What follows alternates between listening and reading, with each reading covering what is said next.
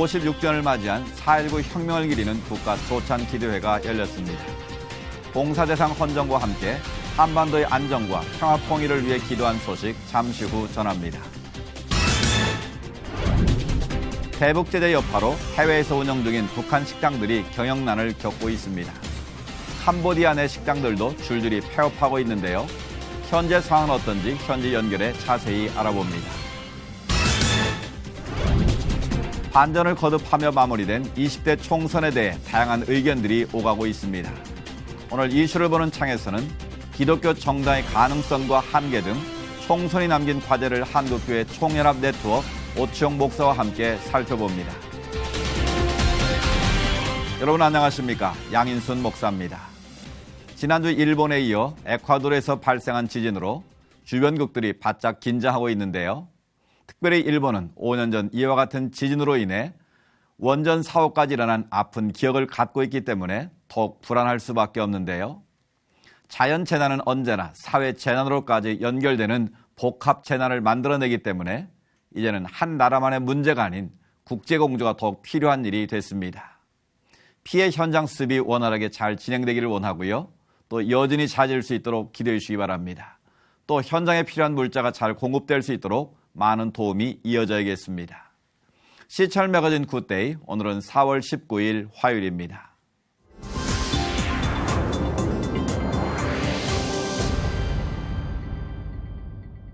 첫 순서로 교계 뉴스부터 정리해드립니다. 대한민국 민주주의 발전에 기여한 4.19 혁명 정신을 이어가기 위해 국가 조찬 기도회가 열렸습니다. 이날 봉사대상 헌정에는 고 김영삼 대통령이 특별 봉사상을 수상했습니다. 강현철 기자가 보도합니다. 부패한 정권에 맞서 일어난 4.19 혁명. 남녀노소 할 것 없이 자유를 위해 한데 뭉쳤던 그날의 혁명 정신을 이어가고자 4.19 혁명 국가 조찬 기도회가 열렸습니다. 기도회 참석자들은 이날 4.19 혁명 정신 계승과 한반도 평화를 위해 기도했습니다. 설교를 맡은 소망교회 김지철 목사는 신앙을 갖는 것은 혁명한다는 뜻이고 성경은 혁명의 책이다라며 신실한 신앙으로 혁명 정신을 이어갈 것을 당부했습니다. 특별히 이날 4.19 혁명 봉사대상의 수상자로 고 김영삼 대통령이 선정돼 사남인 김현철 고려대학교 겸임교수가 대신 수상했습니다. 김 교수는 뜻깊은 자리에서 수상하게 돼 기쁘다며 앞으로 4.19 혁명 정신이 20대 국회와 한국교회에도 이어지길 바란다고 수상 소감을 밝혔습니다. 오늘 이렇게 뜻깊은 행사에 제가 아버님을 대신해서 참석하게 돼서 아주 정말 반갑게 생각을 합니다. 또 20대 국회가 앞으로 나아갈 길은 이러한 민주주의를 더욱더 계속 발전시켜 나가야 된다는 측면에서는 더욱더 중요하다 이렇게 생각을 하고 있습니다. 고 김영삼 대통령은 4.19 혁명의 역사적 의미를 다시 평가해 희생자와 관련 단체를 국가유공자로 승격시킨 바 있습니다. 박원순 서울시장은 4.19 혁명 참가자들에게 경의를 표하고 유가족들에게는 위로를 전한다며 축하 연설을 했습니다. 4.19 혁명 민주 열사들의 희생과 또 헌신에 깊은 감사와 경의를 표합니다. 아울러 유가족 여러분께도 심심한 위로의 말씀을 드립니다. 한편 4.19 혁명 국가조찬 기도회는 한국교회를 향해 호소문을 낭독하는 순서를 갖고 통일에 관한 구체적인 방안을 제시했습니다. 첫째, 한국교회는 북한 지역을 통일 선결지로서 합당하여 주님의 사랑을 전한 지역 단임대로 설정합니다. 자유라는 높은 가치를 지키기 위해 하나로 뭉쳤던 4.19 정신이 이제 시작하려는 20대 국회에도 고스란히 계승되기를 희망해 봅니다. C채널 뉴스 강현철입니다. 대학교의 주요 행사인 MT 하면 떠오르는 것 중에 하나가 바로 술자리 문화인데요. 백석대학교 특수체육학과는 올해로 벌써 11년째 장애 아이들과 함께하는 MT를 진행하고 있어 눈길을 끌고 있습니다. 그 현장에 유성은 기자가 다녀왔습니다. 백석대학교 항공객실 실습실. 일부 장애 아이들에게는 이곳이 진짜 비행기 같아 떨리고 무섭기만 합니다. 하지만 대학생 형들이 안전벨트를 채워주며 두 손을 꼭 잡고 친형제같이 도란도란 이야기하며 장애 아이들을 챙겨줍니다. 또한 사고가 났을 경우 항공기 탈출 체험을 해볼 수 있는 실습실에서는 대학생 오빠의 도움을 받아 출입문도 열고 탈출 훈련도 직접 해보기도 합니다. 다양한 체육 프로그램이 진행되는 시간은 아이들에게 가장 인기가 높습니다. 신나는 댄스 음악으로 몸을 풀기도 하고 모두가 하나 돼 큰 공을 옮기며 즐거운 시간을 보냅니다. 백석대학교 특수체육교육학과 학생들은 1년에 한 번 있는 MT를 장애인과 함께 보내는 것이 이해하기 어려웠지만 함께 시간을 보내며 의미 있는 좋은 추억이 되고 있습니다. 두 번째 행사를 참여하고 있는데 처음에 그렇게 생각을 했던 거는 이제 거짓말처럼 눈 녹듯이 사라졌습니다. 이제 아이들 저희가 그런 전문성을 가진 사람으로서 그런 전문성도 많이 갖게 되고 아이들의 사랑으로 보살피는 그러한 것도 배우게 된다고 생각을 하고 있습니다. 올해로 11년째 진행하고 있는 장애인과 함께하는 MT는 재학생들의 전문성을 기를 뿐 아니라 대학의 건전한 MT 문화를 선도하는 모습도 보여 눈길을 끌고 있습니다.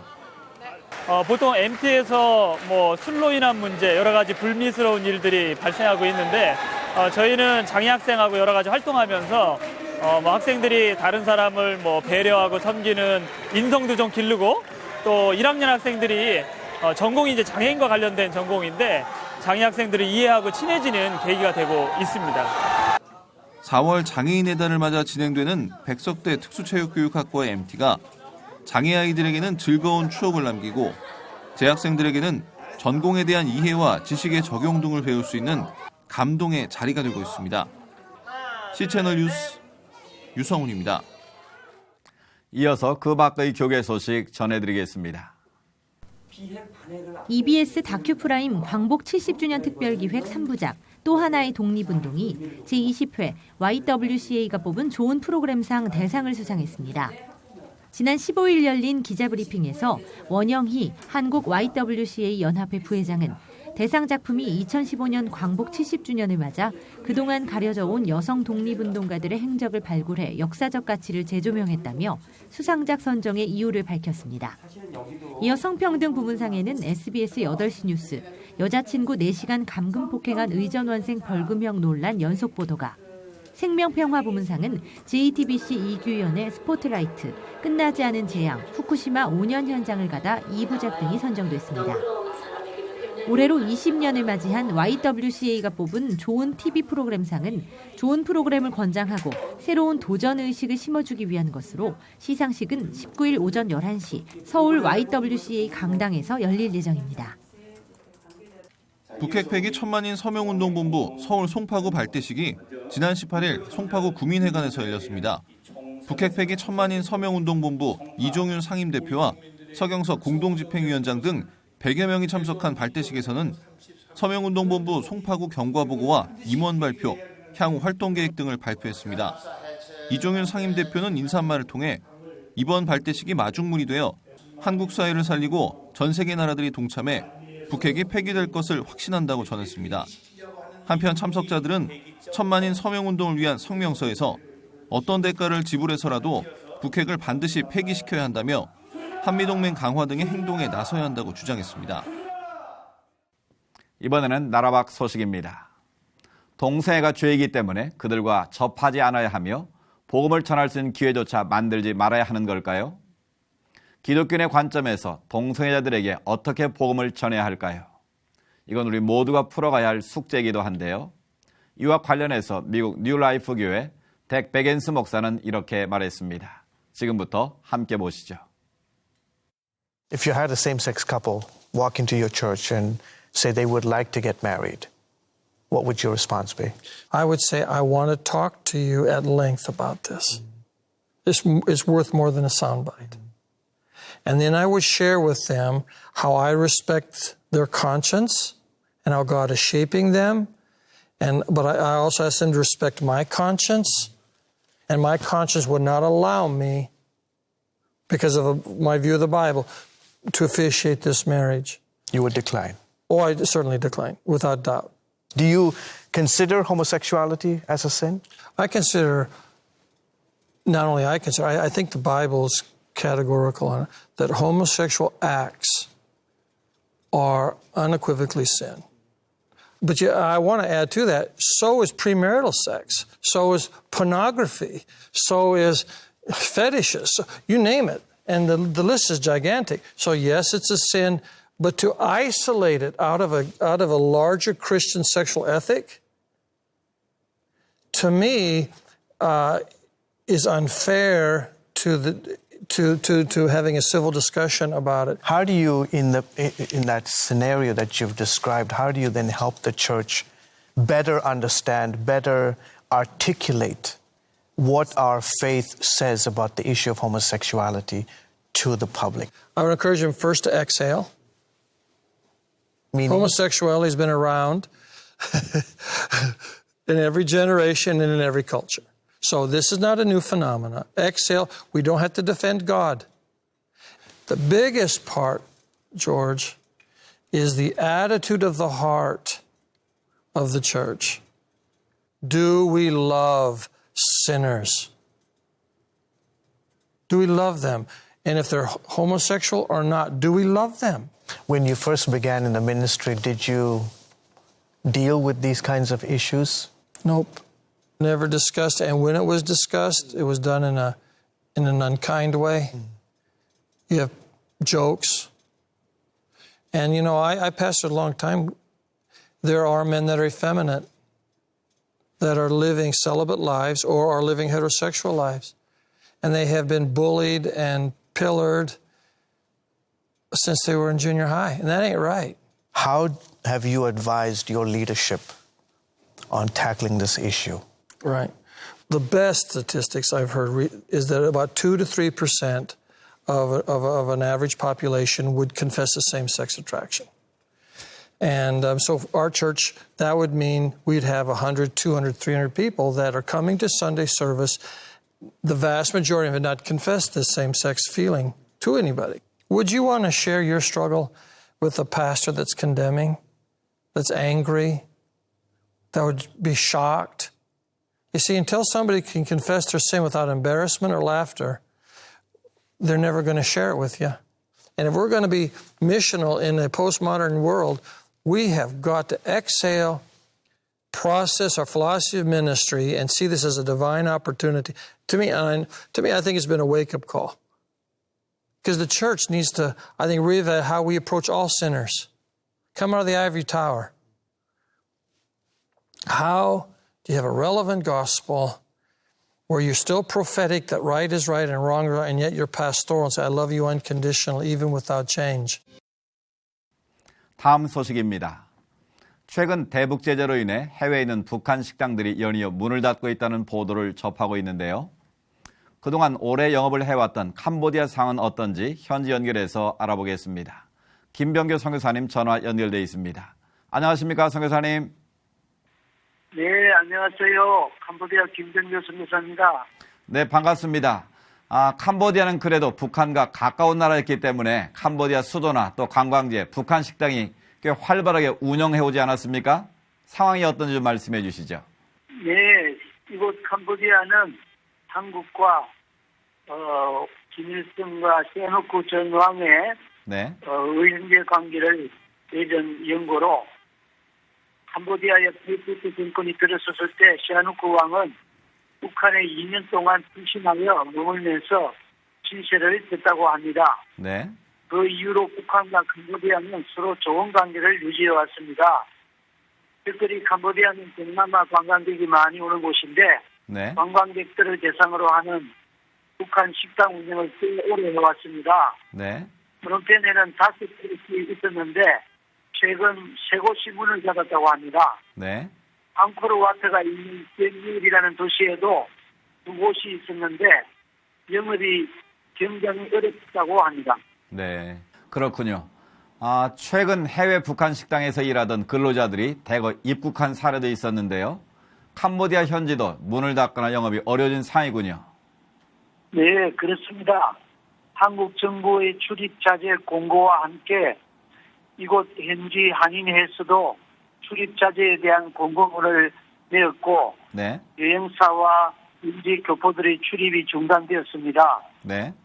천안함 사건 이후 한인 출입이 줄어들었을 때에 중국인들 출입이 많았는데 이제 중국인들 출입도 많이 줄어든 것 같습니다.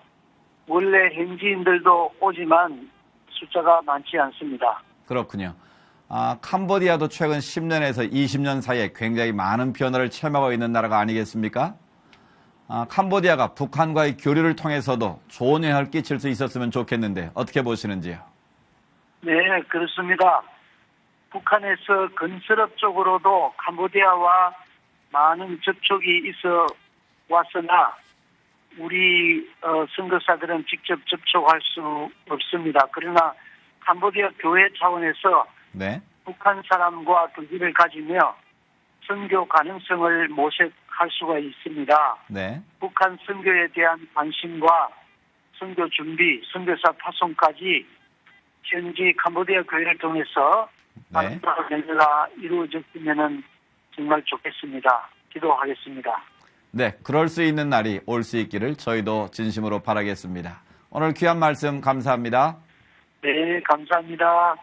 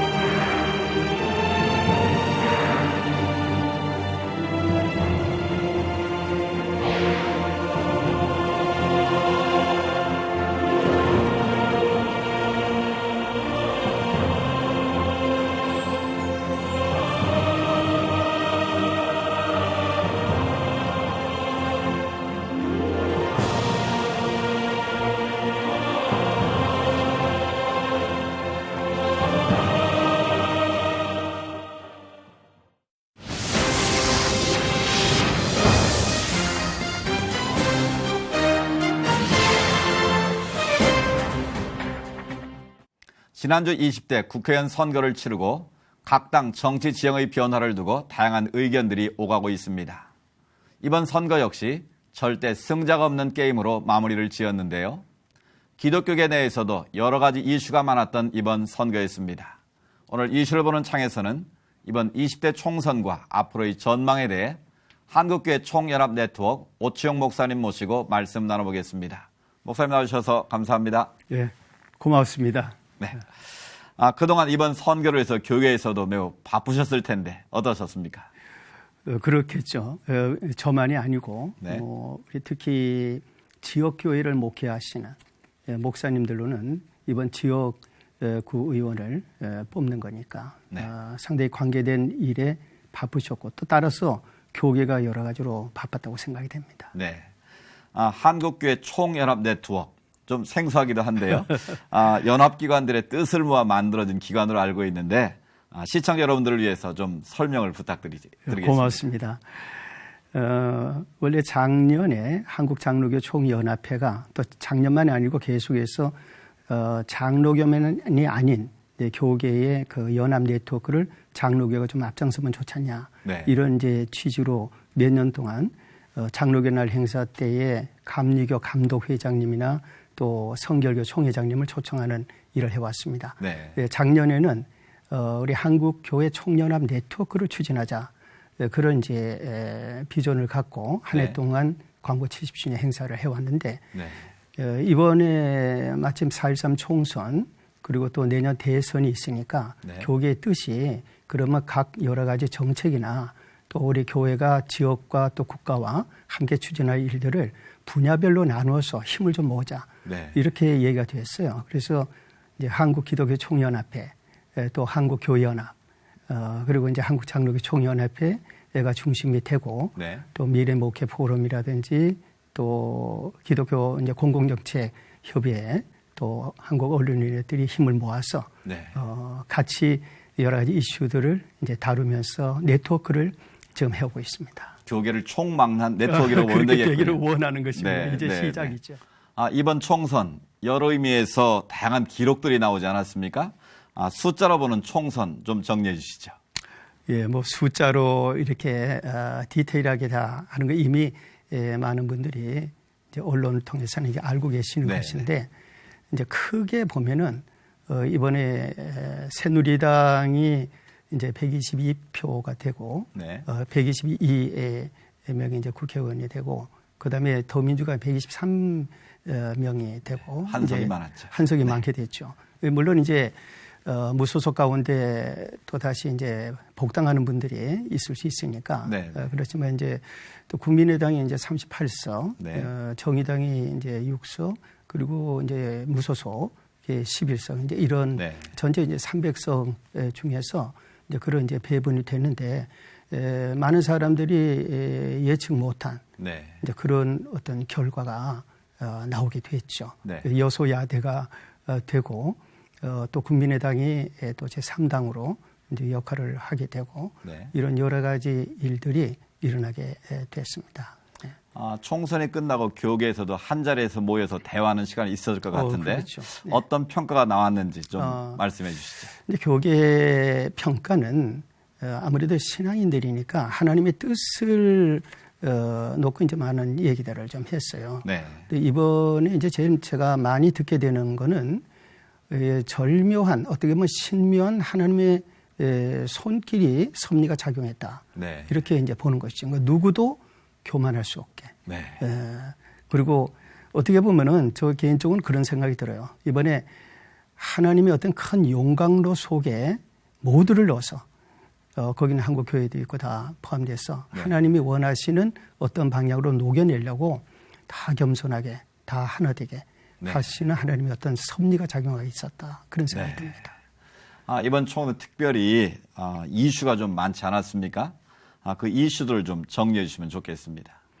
이제 이슈를 크게 이제 세 가지로 나눠보면은 하나는 한국 교회가 각 지역의 교회와 그 지역의 국회의원들을 통해서 어떤 한국 교회가 바라는 일들을 이제 국가적으로 국민적으로 실현해 나가느냐 이제 거기에 대한 관심도가 이제 높았죠. 그 자연히 정당들이나 뭐 관계되는데 관심이 많았고 이제 또 한 가지는 구체적으로 교계가 이제 아주 중요한 이슈로 삼고 있는 그런 이제 예를 들어서 동성애 관계 또 포괄적 차별 금지법이라든지 거기다 이제 반대하고 또 이슬람에 대해서도 이제 뭐 스쿠크 관련 법이라든지 샤리아 관계 이런 데 대한 어떻게 이 문제에 대해서 대응하고 여기에 대해서 이제 국회의원들과 또 협력해서 정부와 협력해서 이런 문제를 해결해 나가느냐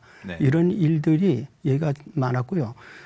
특별히 이제 정책 부분에서 교계가 이 기회에 내년은 대선이니까 어떻게 하면은 목회적으로 성도들을 위한 그런 어떤 모든 정보 정치 형태가 되도록 교회는 어떤 방향을 제시해주고 협력해줘야 되냐 이런 얘기가 많이 있었습니다. 그렇군요. 사실 이번 선거의 또 하나의 중요한 이슈 중에 하나가 기독교 정당이 과연 원내에 진출할 수 있을 것인가 큰 관심이었는데 어떻게 보셨습니까?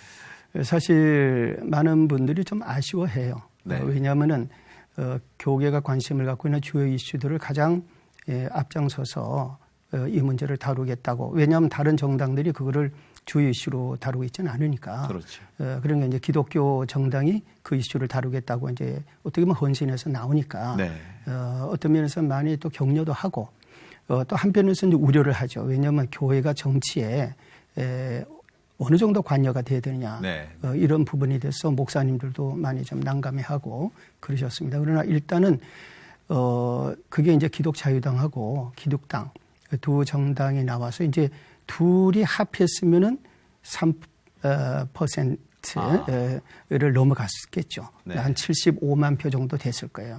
그러나 이제 두 정당이 따로따로 나오고 표가 이제 나눠지면서 3%를 이루지 못했죠. 예, 그런 면에서는 당사자들은 매우 아쉽게 여기겠지만 교계가 봤을 때 일반적으로 대화하는 걸 들어보면은 하나 되라 그런 뜻이고 또 일반적으로 또 교계는 정당 어느 하나를 특정하게 지지할 수가 없죠. 왜냐하면 크리스천 이번에 한 75명 정도가 300명 중에 75명 정도가 기독교 국회의원들이요. 각 당에 나눠져 있으니까 네. 그 모든 것을 생각할 때 교회는 포괄적으로 관계되니까 네. 그런 어쨌든 가능성을 보여줬다. 이제 그런 네. 점은 이번에 하나의 특징이라 생각합니다. 네, 아무튼 가능성은 보여줬지만 그동안 기독 정당 원내 지도에 많은 시도를 하지 않았습니까? 네, 그렇죠. 이번에도 역시 실패는 했는데 그 원인이 어디에 있다고 보십니까? 우선 국민이 공감하는 이슈와 예를 들어서 동성애 문제라든지 이슬람 문제라든지 이런 부분이 상당히 기독교 특정 종교의 하나의 그 종교적인 이슈다 이렇게 생각을 하는 거를 넘어가기가 네. 어려웠다. 국민이 공감하는 그런 면에서 어떤 개념, 어떤 이제 타이틀 이런 것도 좀 고려를 해야 될 거고요. 또 한 가지는 이제 분열이 됐다. 네. 그리고 또 한 가지는 교계가 일반적으로 지지를 해줘야 되는데 교계 안에서 그 지지하는 마음이 갈라져 있었다. 네. 이런 부분이 좀 원인이었다고 생각이 됩니다. 그렇군요. 사실 기독 정당의 필요성에 대해서 찬반 양론이 분분하지 않습니까? 그렇죠. 그 가능성과 한계, 그 양쪽을 좀 한번 설명을 해 주시죠. 제가 그걸 다 설명할 수는 없겠지만요. 기본적으로 우리나라는 이제 헌법 20조가 국교를 인정하지 않습니다. 네. 그리고 그러나 그게 종교와 이제 정치는 이제 구별되는 거죠. 구분한다 이렇게 되어 있는데 그러나 이제 24조, 25조에는 피선거권, 그러니까 선거권과 피선거권이 있어요. 네. 그러니까 그 말은 참정권이 있다는 얘기죠. 그렇죠. 그러면 교회는 전체적으로 우리 민족과 모든 걸 불편부당하게 감싸 안아야 되니까 네. 그런 면에서는 교회가 정치에 개입한다라고 하는 거는 바람직하지 않겠죠. 네. 그러나 교인들이 어떠한 정당을 이루고 참정을 하고 선거를 하고 비선거권으로 이제 어떤 국정에 참여한다는 거는 네. 그거는 굉장히 또 필요한 일이라고 생각이 돼요. 네. 그러니까 이 양면이 다 존재하기 때문에 네, 네. 우리 교회로는 균형 있게 이 부분을 봐야 되겠죠. 네. 그동안 기독교계가 정책 제안으로 목소리를 내서 좋은 결과를 얻은 것도 있지 않습니까? 그렇죠. 이제 사실 그 북한 인권법도 교계가 처음에 미주 지역에 이제 교회들이 기도하고 네. 그러면서부터 이제 이슈화가 돼가지고 이게 이제 결과적으로는 어떻게 보면 이제 성사 결실을 본 케이스라고 할 수 있고 네. 또 예를 들어서 이제 주일날에 이제 국가고시를 하지 않는 것도 물론 이제 주 5일제라고 하는 것이 이제 마침 같이 있어서 좋은 성과를 냈지만 네. 그래도 교계가 오래전부터 추진하던 그런 사항으로 결실을 맺은 부분도 네. 있고요. 여러 가지 그 외에도 뭐 여러 가지 사실은 이게 기독교가 추진했다고 하면은 다른 분들이 오히려 반감을 가질 수도 있으니까 그런 거를 다 설명은 못하지만 네. 사실은 많은 부분이 크리스천들의 역할이 있는 법들이 있습니다. 그렇군요. 어쨌든 이번 선거는 끝났지만 이번 선거 이슈했던 문제들이 다음 대선까지 계속 이어지지 않겠습니까? 이런 때 한국교회 역할이 무엇보다도 중요해 보이는데 어떻게 보시는지? 제가 지난번 투표를 하면서 이제 우리 기표소에 들어가면 이른바 부뚜껑을 가지고 찍지 않습니까? 네. 우리 출애굽기 그 8장 19절에 보면 그 이스라엘 백성들 출애굽할 때에 그때 모세가 지팡이로 이제 기적이 나타나죠. 네. 근데 첫 번째, 두 번째 기적은 애굽의 술사들이 흉내를 냅니다. 이제 물이 피가 되게 한다든지 개구리가 나온다든지. 근데 네. 세 번째 티끌이 이가 되는 데서부터는 따라하지 못하면서 그들이 출애굽기 8장 19절에 탄식하며 바로 앞에 얘기하기를 이는 하나님의 권능이니다 합니다. 네. 그리고 하나님의 권능이란 말이 히브리어로 에츠바 엘로임인데 손가락이란 뜻이고 그것이 이제 디지투스데이 라틴어로 그렇게 번역합니다. 그 디지투스라는 손가락인데 하나님의 손가락이 선거에 작용을 하는 거죠. 네. 그러니까 앞으로 내년 대선 때도 하나님의 디지투스가 하나님의 손가락이 움직일 수 있도록 우리는 기도를 많이 해야 되겠죠. 네, 그렇군요. 우리들의 삶이 정치와 결코 무관할 수는 없습니다. 공의를 세우는 일에 뜻과 마음을 모으는 한국교회가 되도록 더욱 기도하며 깨어 있어야겠습니다. 오늘 말씀 감사합니다. 예, 고맙습니다.